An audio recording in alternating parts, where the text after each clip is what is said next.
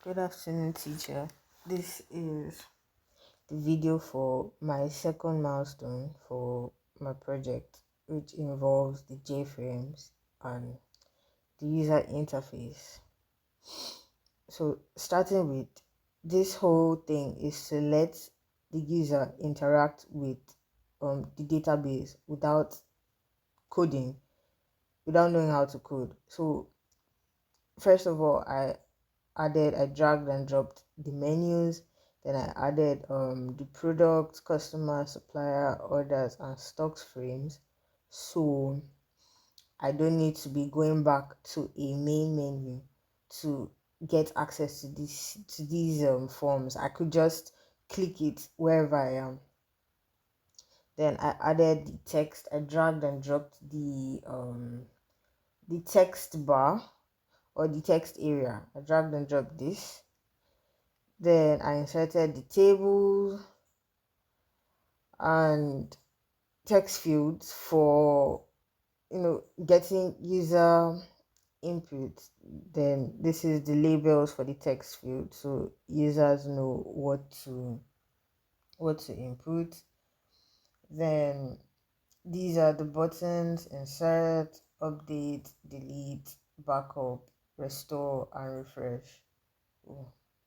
Backup, restore, and refresh.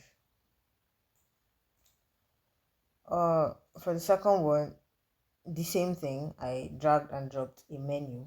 It's right here, menu bar. I dragged and dropped this. Then I inserted all these menu items so I can interact with every single frame without having to go to the main frame. Then the text tool and the tables, the text fields for user input, the label so the users know what to input, and then there's the buttons for insert, update. After the users write what they need to write, they would insert it, then it updates if it needs to, it deletes, it backs up, it restores, it refresh. Whatever information the that is needed for to be deleted is needed for a particular row to be deleted. Just this button is just responsible for taking it and just doing what it needs to do, then probably discarding the rest.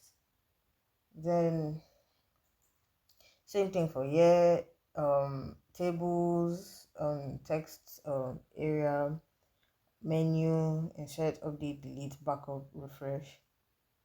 The reason I didn't put like any option for user input for stock ID is because it's auto incremented on MySQL database, so I don't need to.